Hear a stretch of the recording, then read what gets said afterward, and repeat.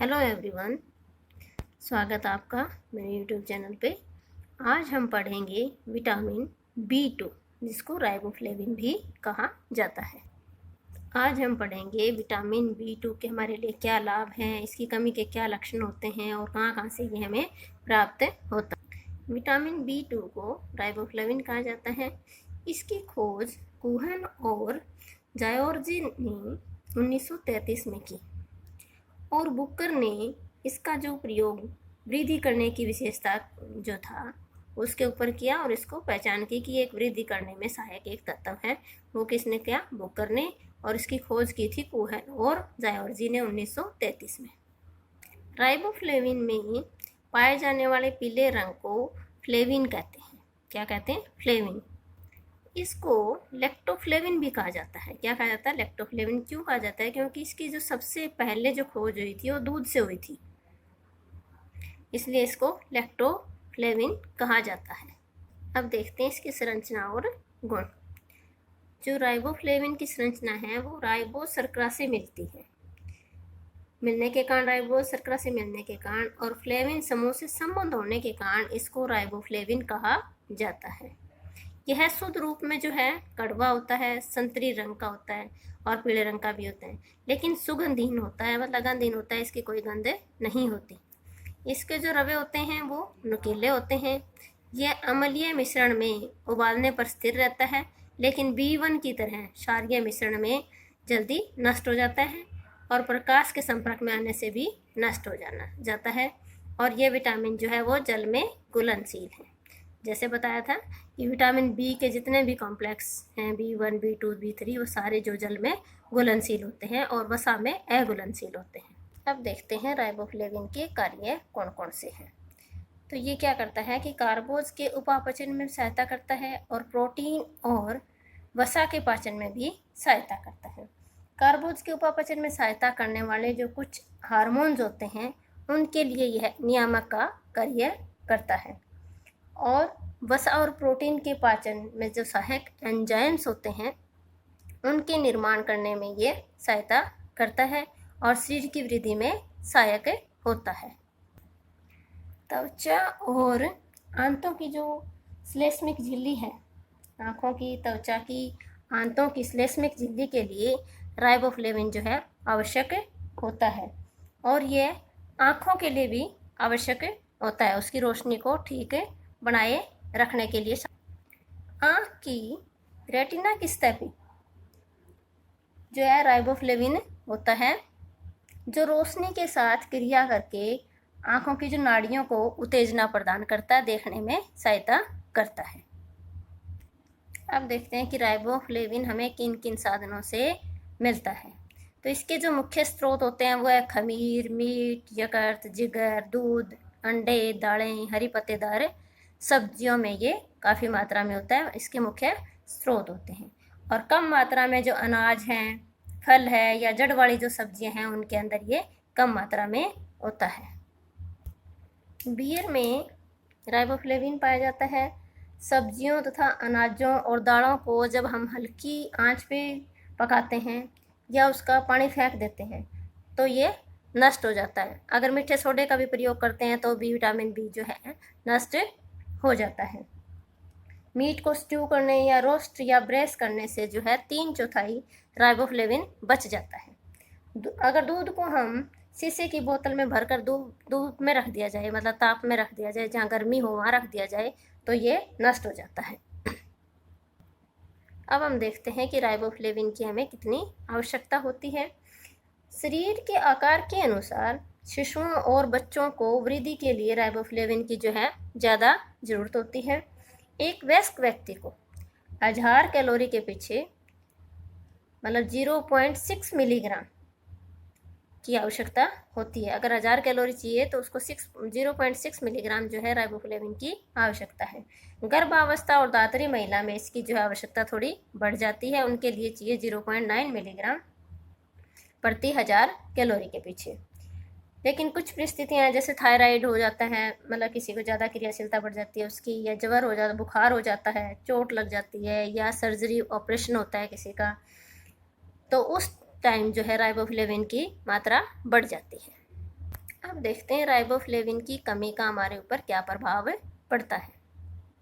तो अगर राइबोफ्लेविन की बहुत ज़्यादा कमी हो जाती है, ज़्यादा मात्रा में अगर कमी हो जाती है, तो एराइबोफ्लेविनोसिस बोला जाता है। उस टाइम उसको एक बीमारी हो जाती है, उसको क्या कहा जाता है, एराइबोफ्लेविनोसिस। इसके जो है लक्षण देखते हैं कि क्या क्या लक्षण हो सकते हैं।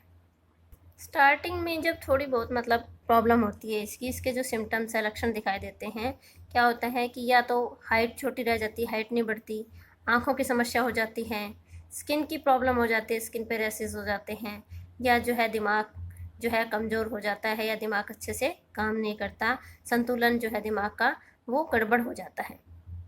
मतलब स्टार्टिंग में क्या होता है कि सांसें फूल जाती हैं, या वो वातावरण में जो आदमी दिलचस्पी नहीं लेता, और आँखों में जलन होनी शुरू हो जाती है। और अगर ज़्यादा कमी होती है फिर एराइबोफ्लेविनोसिस की हो जाता है उसको। उसके अब हम आगे लक्षण। राइबोफ्लेविन की जो कमी का प्रभाव है, त्वचा पर असर पड़ता है उसका। त्वचा में जो है जीभ, मुंह, होठ, नाक की त्वचा पर राइबोफ्लेविन की कमी का प्रभाव देखने को मिलता है। जीभ जो है स्पॉट हो जाती है बिल्कुल, और बैंगन जैसे रंग की हो जाती है। इसको क्या कहा जाता है, ग्लोसिटिस कहा जाता है। क्या हो जाता है, जीभ जो है स्पॉट हो जाती है और बैंगन जैसे कलर की हो जाती है, इसको ग्लोसिटिस बोलते हैं। नेक्स्ट है कि होठ के जो है कोने इस तरह से मतलब नरम हो जाते हैं, यहाँ से फट जाते हैं, और यहाँ एक पीले रंग की परत सी जम जाती है, और वहाँ पर पस भर जाती है। कई बार यहाँ बहुत दर्द भी होता है और ये फट जाती है। तो इसको क्या कहा जाता है, एंगुलर स्टोमेटाइटिस बोलते हैं इसको। इस बीमारी को क्या कहा जाता है, एंगुलर स्टोमेटाइटिस। और अगर होठ जैसे होठ फट जाते हैं, उनके ऊपर दरारें पड़ जाती है, पपड़ी सी जम जाती है, कई बार ज़्यादा होठ फट जाते हैं, तो इस कंडीशन को बोलते हैं चिलोसिस। क्या कहा जाता है, चिलोसिस। और नाक का जो ऊपरी हिस्सा होता है, उसके ऊपर नुकीली सी मतलब उभरी हुई सी बनावट पैदा हो जाती है नाक के ऊपर, मतलब जैसे रगड़क सी होती है। इस तरह से स्किन जो है फटी फटी सी हो जाती है। और आँख जो राइबोफ्लेविन की कमी होती है उसका हमारी आँख के ऊपर भी असर पड़ता है। पानी बहना शुरू हो जाता है, जलन हो जाती है, पलकें जो हैं सूज जाती हैं। इस कंडीशन को क्या कहा जाता है, कार्नियल वेस्कुलराइजेशन बोलते हैं इसको। क्या कहा जाता है, कार्नियल वेस्कुलराइजेशन। आँखों की जो प्रॉब्लम होती है, इसमें पानी बहना, जलन आना और पलकें सूज जाती, और आँखें जो है वो लाइट के प्रति संवेदनशील हो जाती हैं, और एक चिपचिपा सा जो है पदार्थ निकलता है आँख से। ऐसी स्थिति में हमारी आँख बिल्कुल लाल हो जाती है, और कॉर्निया को पोषण देने के लिए, बचाव करने के लिए जो है तंत्र अपनी कोशिकाओं का एक जाल सा बिछा देता है। इस तरह से पूरी जो है रेड हो जाती है। इससे आँख के अंदर अल्सर सा बन जाता है और हमें धुंधला दिखाई देना शुरू हो जाता है। इस रोग को क्या कहा जाता है, कार्नियल वेस्कुलराइजेशन। और राइबोफ्लेविन की कमी से मूत्रस्राव भी कम हो जाता है, और हमारी रोग प्रतिरोधक क्षमता है वो भी कम हो जाती है। तो हमने देखा कि विटामिन B2 की जो है कमी से क्या क्या होता है। पहली मतलब इसके लक्षण जो है, हाइट नहीं बढ़ती, आँख में प्रॉब्लम हो जाती है, स्किन की प्रॉब्लम हो जाती है, और ब्रेन जो है उसमें असंतुलन हो जाता है। नेक्स्ट हमारी जो जीभ है वो बैंगन की तरह हो जाती है और स्पॉट हो जाती है बिल्कुल। इस कंडीशन को क्या बोला जाता है, ग्लोसिटिस कहा जाता है। इसको क्या कहा जाता है, ग्लोसिटिस। होठ के किनारे जब फट जाते हैं तो यहाँ जो है पस से निकलनी शुरू हो जाती है, पीले रंग की एक परत जमा भर जाती है, इसको बोला जाता है एंगुलर स्टोमेटाइटिस। और अगर इस तरह से होठ फट जाते हैं, होठों के ऊपर पपड़ी सी जम जाती है, इसको बोला जाता है चिलोसिस। क्या कहा जाता है, चिलोसिस। और अगर आँख विटामिन B2 की कमी, राइबोफ्लेविन की कमी है, तो आँख से पानी बहना शुरू हो जाता है, जलन होती है, पलकें सूज जाती हैं, और बिल्कुल रेडनेस हो जाती है, एक जाल सा बिछ जाता है अंदर खून का सा। इसको बोलते हैं कार्नियल वेस्कुलराइजेशन। क्या कहा जाता है, कार्नियल वेस्कुलराइजेशन। और हमारी रोग प्रतिरोधकता है वो भी कम हो जाती। विटामिन B2 की जो है अधिकता बहुत कम होती है, क्योंकि ये पानी में घुलने वाला है, तो ये जो एक्स्ट्रा मात्रा है वो निकल जाती है, हमारी बॉडी के अंदर जमा नहीं होता। अगर फिर भी अगर हम सप्लीमेंट्स लेते हैं, दवाइयाँ लेते हैं, तो ज़्यादा हो जाए तो स्किन रेसेस हो जाते हैं इस तरह से। तो आज हमने विटामिन B2 की क्या लाभ है हमारे लिए, इसकी कमी के क्या लक्षण होते हैं और कहाँ कहाँ से हमें प्राप्त हो सकता है, कौन सी इससे बीमारियाँ होती हैं, वो बड़ा आशा करती हूँ कि जो राइबोफ्लेविन के विषय में जो आपको पढ़ाया वो समझ आया होगा। तो आप इसको प्लीज़ शेयर करें ताकि और भी इसका लाभ उठा सकें, और लाइक और सब्सक्राइब करें ताकि भविष्य में जो है आने वाली वीडियो आपको मिलती रहे। धन्यवाद।